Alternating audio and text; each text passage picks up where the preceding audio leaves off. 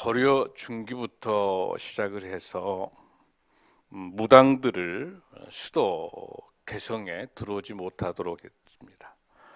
조선시대도 마찬가지로 성리학가 국가의 이념이었기 때문에 불교를 탄압하고 이 무당들을 무속을 뿌리 뽑게 하기 위해서 한양 내에 무당들이 살 수 없도록 거주도 할 수 없고 또 출입도 할 수 없는 음사 금지령을 내렸습니다.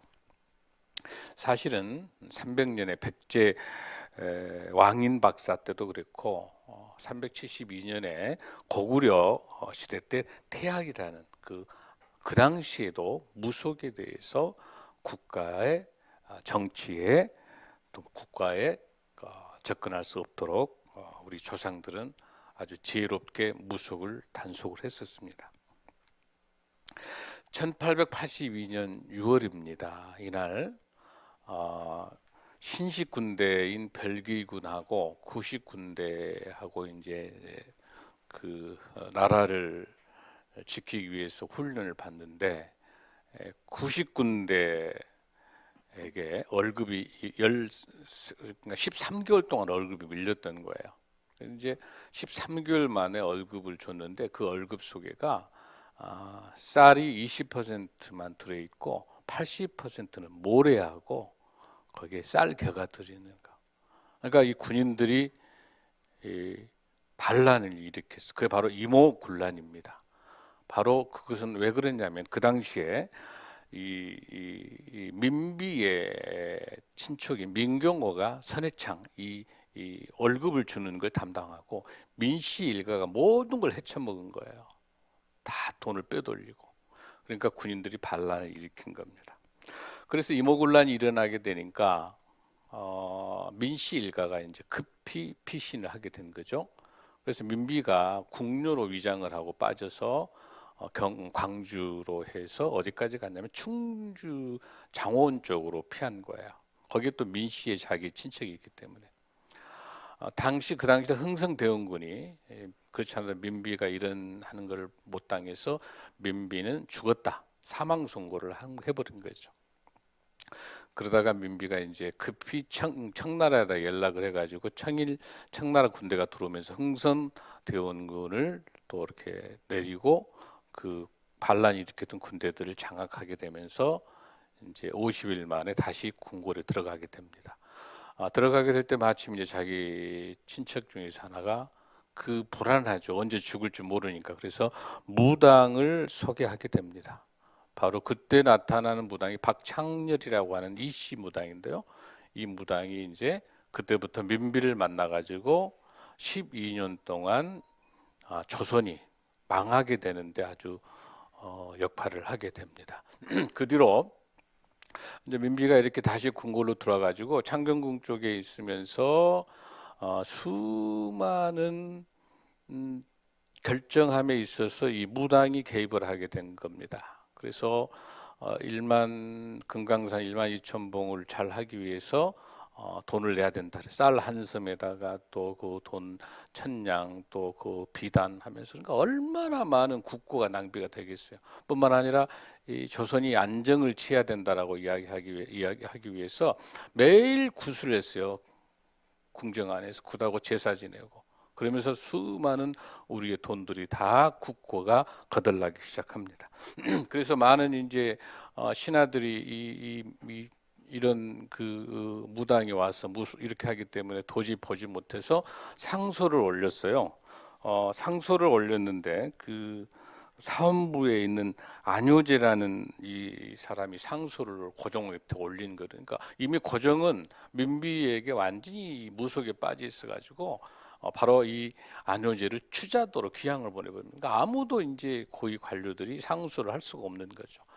자, 그뿐만 아니라 관찰사라든지 지방 장관들을 뽑고 하는 데 있어서 전부 이 무당에게 영향을 미치기 때문에 그 당시 매관매직 때문에 많은 돈을 주고 뇌물을 써서 전부 그 박창렬이라는 그 무당 바로 이 진령군이라는 군호를 받게 돼요. 이 진령군이라는 건 어떤 사람이 받게 되냐면 왕족이라든지 공을 들인 그 신하들, 정도전 이런 신하들에게 받아야 그 군호를 이 일개 무당에게 진령군이라는 어마어마한 호칭을 주면서 궁궐에서 고위직 역할을 하게 되는 것이죠.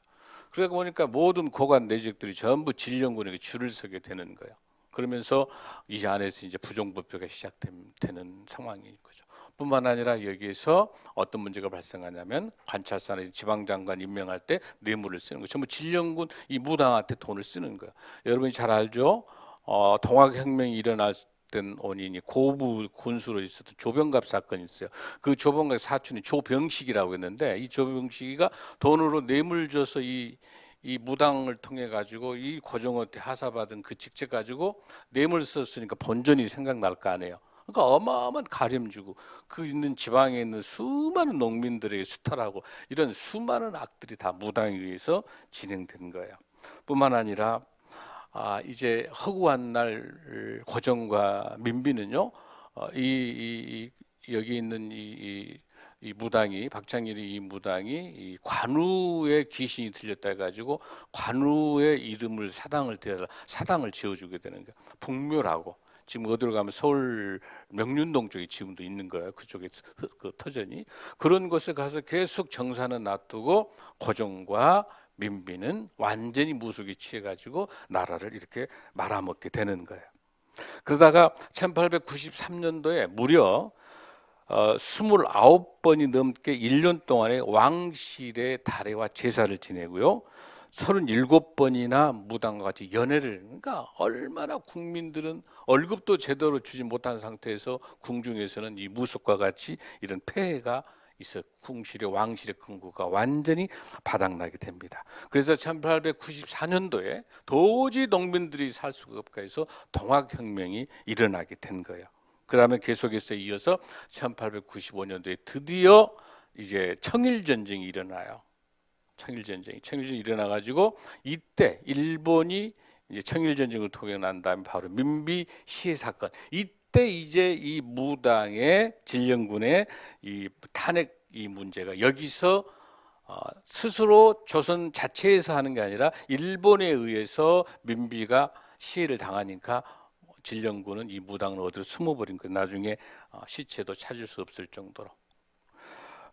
이런 상황에 있으면서 여기에 누가 나타나면 이 유인이라고 남해 지역에서 올라온 무당이 하나 올라와요.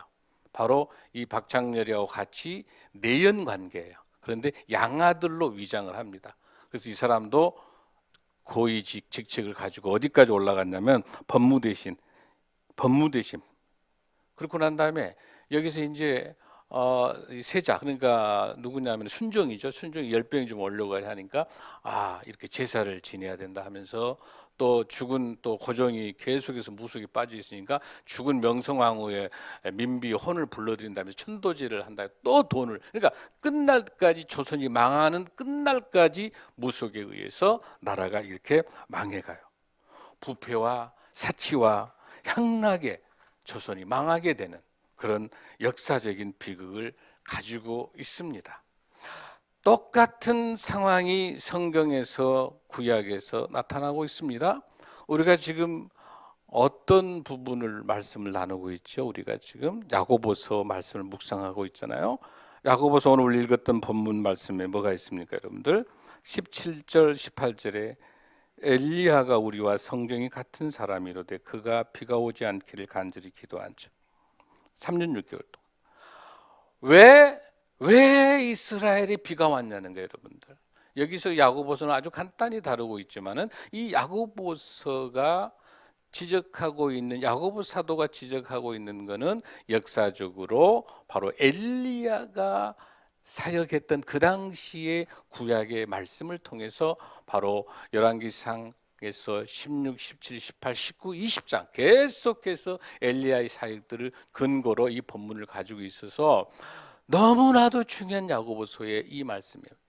엘리야는 어떤다? 우리가 성정이 같다라고 하는 것은 우리가 똑같이 고난도 느낄 수 있고 우리가 똑같은 사람인 거예요. 엘리야가 대단한 사람이 아니라 똑같은 우리와 같은 사람인데 우리가 간절히 엘리야가 기도할 때 3년 6개월 동안 비가 오지 않았다가 다시 기도하니 비가 왔다라고 이렇게 이야기하고 있는 거예요, 여러분들. 그러면 왜 비가 오지 않았었을까라고 하는 것들을 오늘 본문을 통해서 말씀을 좀 나눠보고자 싶습니다. 여러분 오늘 정말 기도하시면서 하나님의 눈물을, 하나님의 가슴 아픔을 오늘 잘 은혜로 받으시기 바랍니다. 아멘.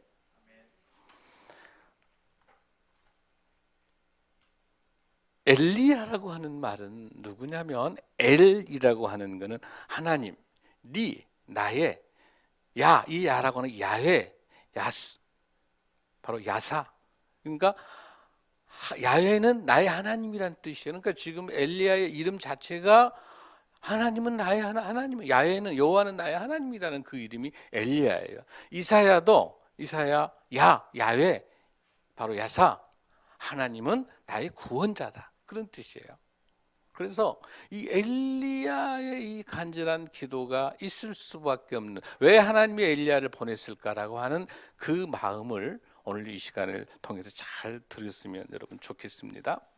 자, 엘리야라고 하는 이 사람이 등장하게 된 배경들을 보면 오늘 여러분들이 먼저 말씀을 한번 보겠습니다.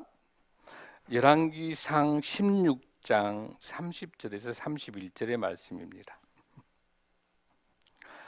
시작.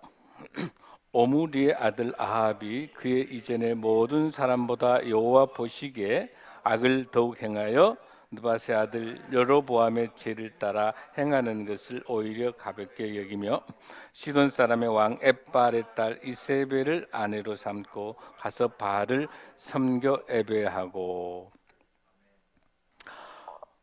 북이스라엘의 7번째 왕이 아합인데요, 이 아합 왕의 아버지가 오므리예요. 오므리가 이 나라를 굳건하기 위해서 하나님의 말씀에 의지하지 않고 군사력으로 의지하기 위해서 바로 솔로몬이 했던 못된 짓, 1000명의 여자를 데리고 오면서 아스타롯, 수많은 그 이단, 수많은 무속, 수많은 이방신들을 데리고 왔던 똑같은 짓을 똑같이 해요. 아모리도,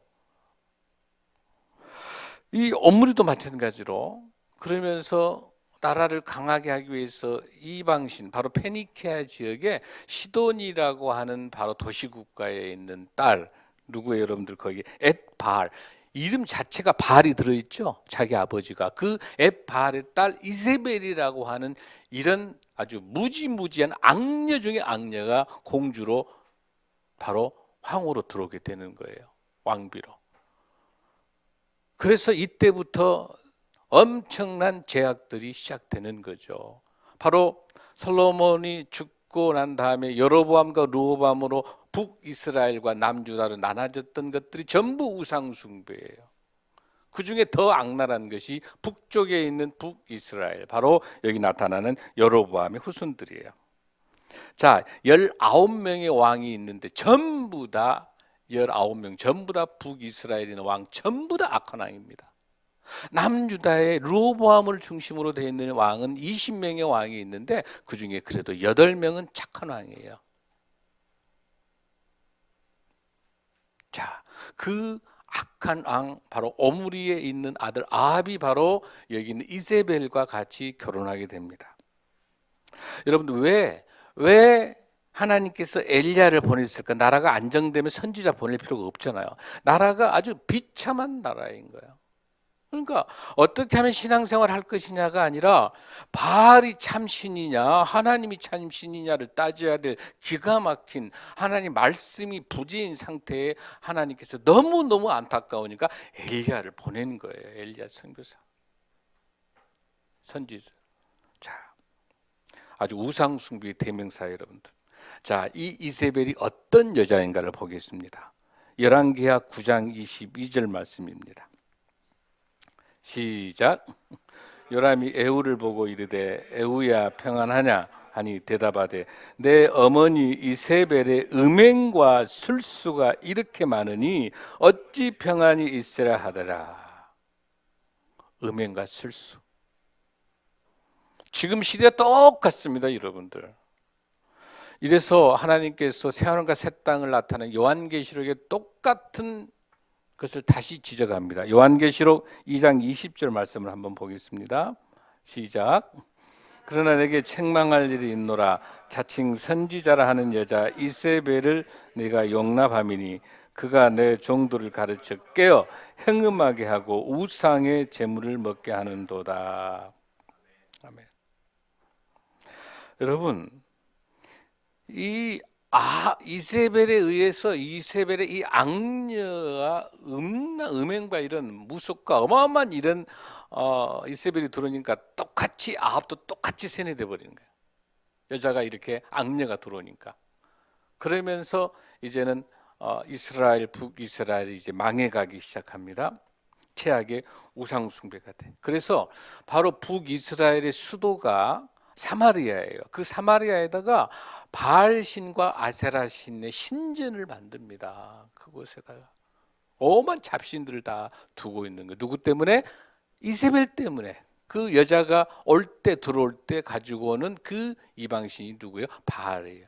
자, 잘 보세요. 여기 우리도 이거 정신 바짝 차려야 되는 게 뭐냐면, 원래 이스라엘은 유목민족이니까 계속 텐트 치고 이동했었는데 가나안 땅에 딱 들어오니까 정착해야 되죠. 정착하니까 그 가나안 땅에 이미 있었던 그 부족들 다 뭐예요? 농경사회니까 농사를 짓기 위해서 뭐가 있어야 돼요, 여러분들? 비가 와야 농사 짓잖아요. 그러니까 비를 오게 하는 것이 바알신인 거야.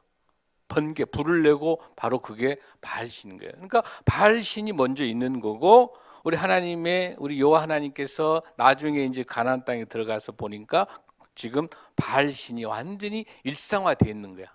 무속화되어 있는 거예요. 삶 속에 온통 바알신이야. 그 다음에 풍요의 신, 다산의 신, 아세라 신, 이런 수많은 우상들을 만들어 가지고 지내고 있었던 거죠. 그런데 이제 이 비 오고 있는 게 여러분들 바알 그 귀신이, 바알 그 이방 그 신이 비를 만들어내요, 여러분들? 아니잖아요. 비는 누가야? 천지를 창조하신 하나님께서 비를 오게 하고 햇볕을 주는 거잖아요. 그렇죠, 여러분들? 그런데 바알 신이 주는 걸로 그 많은 이방 민족들을 믿고 있는 거예요. 그러니까 많은 크리스찬들이, 많은 기독교인들이, 그 당시 많은 하나님을 믿는 백성들이 종교예요. 바알 신도 믿고 하나님도 믿는 거예요, 여러분들. 이게 대체 무슨 뜻인 줄? 종교예요. 그러니까 지금 크리스찬들이 무당한테 전 보러 가는 사람들 있죠. 똑같은 거예요. 그런 상황이 발생해요. 그러니까 하나님께서는 도저히 이걸 볼 수 없으니까 우리 주님께서 어떻게 하세요? 엘리야를 보낸 거예요. 자, 그러면서 어떤 상황인가 조금 더 봅시다, 우리가. 열왕기상 16장 32절 33절 한번 보겠습니다. 얼마나 여로보암이 제일 먼저 솔로몬이 분열됐을 때 북이스라엘 안아질 때도 금송아지 우상을 숭배했거든요. 여로보암이. 그 여로보암의 우상 숭배의 길을 일관되게 19명 왕들이 똑같이 따라가. 잘 들으셔야 돼요. 제대로 왕을 제대로 뽑아내지 못하면, 그 왕비가 제대로 되지 못하면, 그 제약들이 끊임없이 200년이 넘는 북이스라엘은 우상 숭배와 제약으로 음란과 수많은 실수로 다 죽게 되는 거예요. 그게 열왕기상 16장 32, 30절 읽습니다. 시작. 사마리아에 건축한 바알의 신전 안에 바알을 위하여 제단을 쌓으며 또 아세라상을 만들었으니 그는 그 이전에 이스라엘의 모든 왕보다 심히 이스라엘 하나님 여호와를 어떻게 했다? 노하시게 했다. 하나님이 엄하게 경고를 하셨어요. 그런데 나중에 히엘이라는 사람이 이 본문에 보면은 여리고 성을 또 쌓게 되면 큰아들과 막내아들 죽는단 말 분명히 여호수아에 나왔죠. 그런데 하나님 말씀을 무시하는, 하나님의 말씀이 부재한 거예요. 하나님 말씀이 없는 거예요. 그러니까 명목상 크리스찬인 거예요. 하나님 말씀 따로 내가 주술과 내 마음대로 살아가는 거 따로 있는 거 똑같은 상황인 거예요, 여러분들. 그래서 실질적으로 히엘의 아들이 다 죽게 돼요. 여리고성 쌓지 말라고 했잖아요. 하나님께서 죽는다고 분명히 경고했잖아요. 근데 이 본문에 보면 또 쌓. 열왕기 이 본문에 열왕기상 16장 34절에도 여기서 6장 26절에서 여리고성 쌓게 되면 죽는다고 분명히 하나님의 말씀했는데 여리고서 6장 26절을 기억하지 않는 거예요. 자기 마음대로 미신과 우상 숭배하면서 잘 먹고 잘 사는 거예요. 이런 죄악들을 저지르고 있으니까 엘리야가 나타난 거죠. 자, 그러면 오늘 이 엘리야의 야고보서 5장에 나타나는 엘리야가 왜 기도하며 비가 오게 하지 않고 비가 오는 것이 뭘까? 하나님께서 기가 막힌 거예요. 이렇게 많은 죄악을 저지르고 있기 때문에 하나님이 이스라엘 백성들에게 경고하기 위해서 비를 멈춰버려. 왜? 이 비를 주관하고 계신 분이 누구시다? 바알이 아니다. 나다. 내가 이 비를 주관해서 내가 비를 멈추게 하겠다. 3년 6개월 동안 비가 안 오게 만들어버리는 거야. 왜? 천지를 창조하시고 무소부시하신 이 주권 누가 갖고 계세요, 여러분들? 하나님의 영역이에요. 아멘.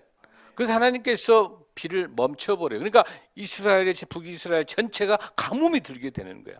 여러분 여기서 중요한 가뭄은 잘 봐야 돼요. 이 가뭄이라고 하는 거는 정치 영역의 가뭄이 있습니다. 경제의 가뭄이 있습니다. 우리 가정의 가뭄이 있습니다. 한국교회의 가뭄이 있습니다. 대한민국의 가뭄이 있습니다. 무엇이 가뭄을 들게? 하나님 손에 하나님을 노하게 만들면 하나님이 가뭄을 준다는 거예요.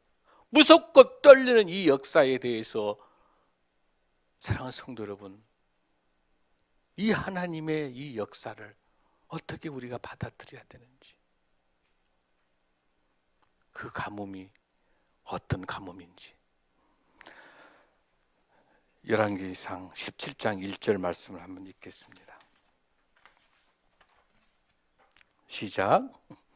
길라앗에 우거하는 자 중에 디셉 사람 엘리야가 아합에게 말하되 내가 섬기는 이스라엘 하나님이 살아계심을 두고 맹세하노니 내 말이 없으면 수년 동안 비도 이슬도 있지 아니하리라 하니라.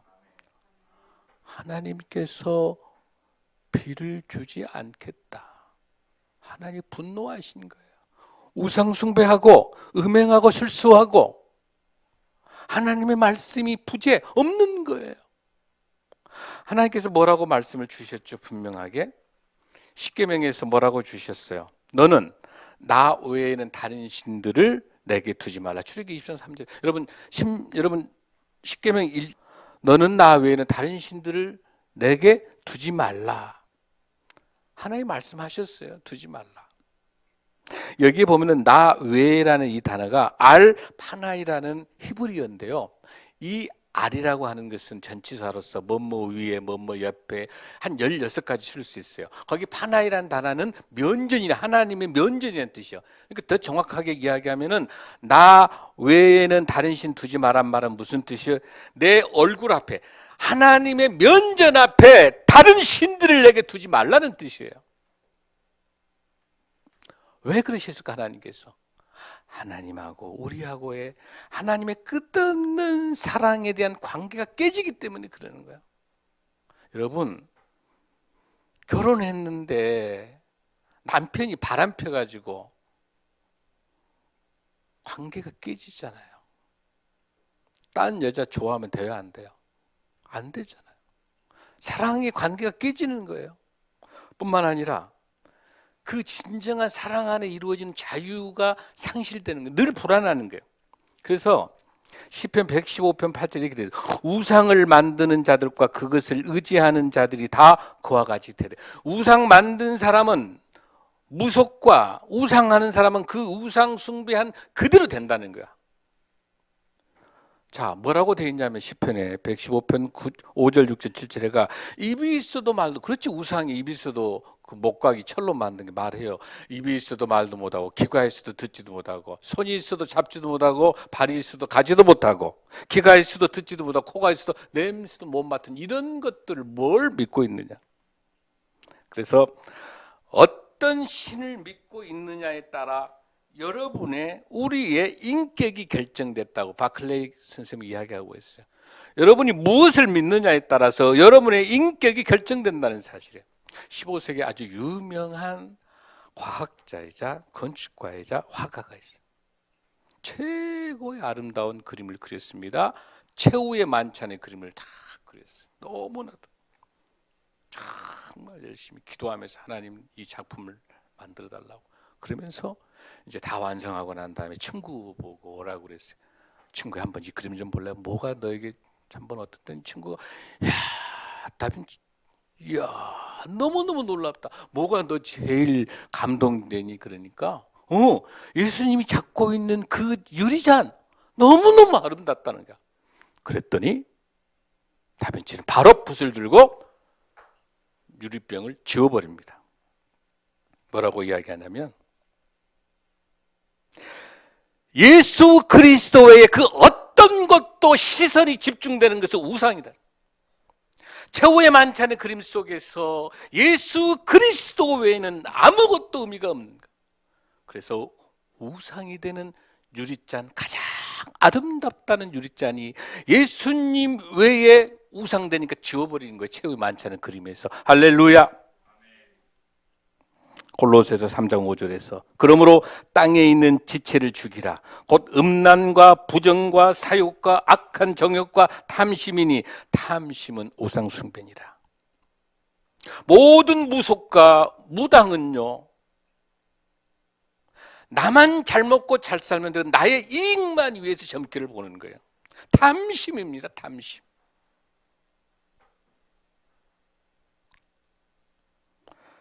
일계명과 이계명에서 우리가 주의할 게 있어요.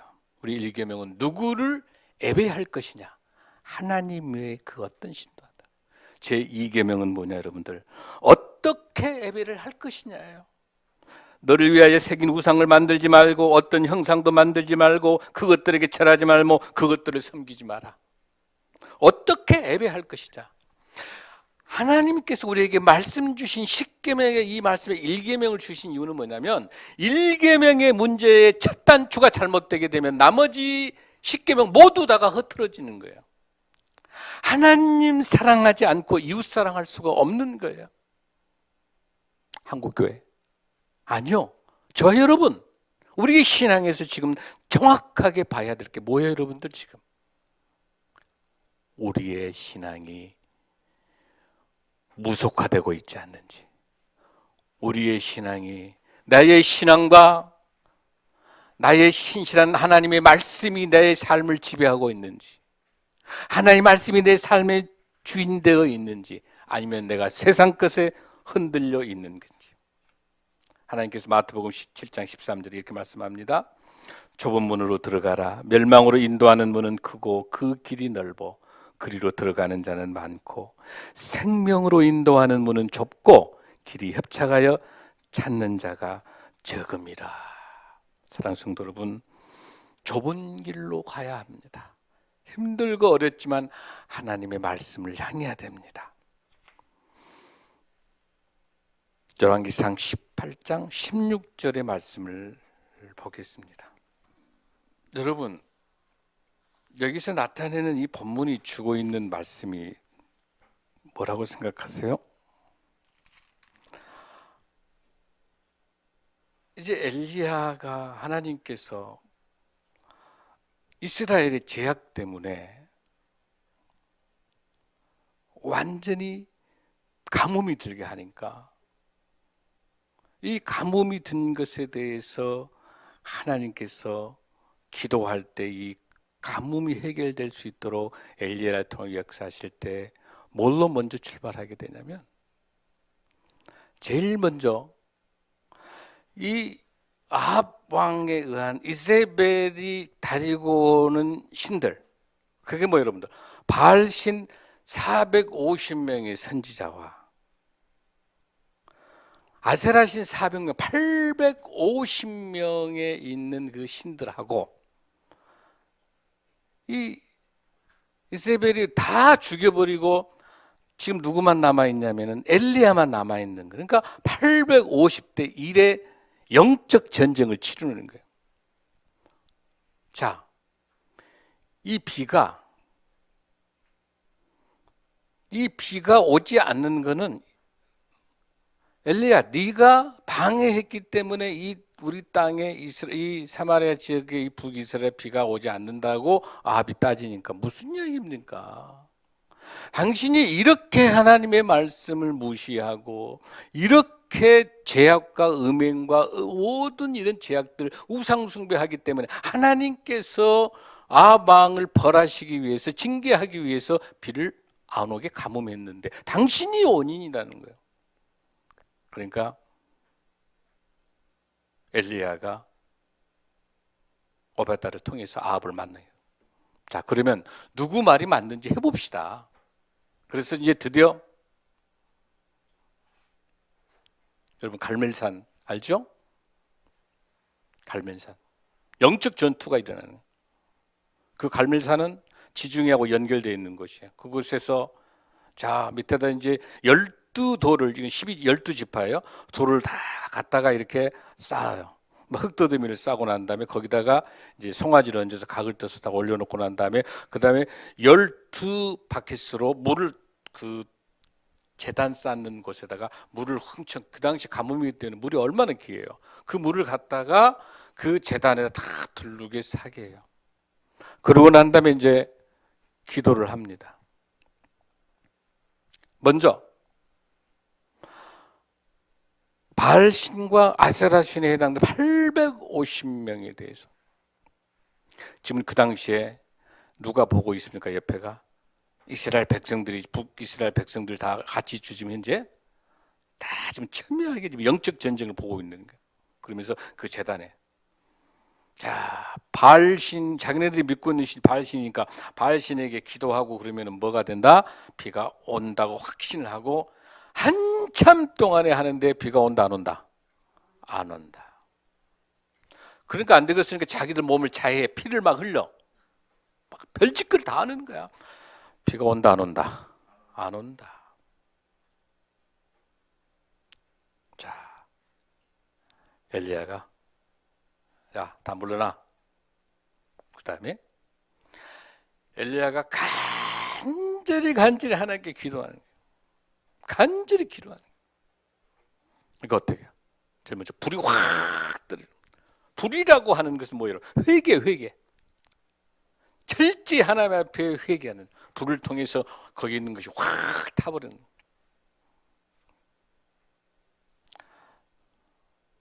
다음 주에 이어서 하겠습니다. 어떻게 되는지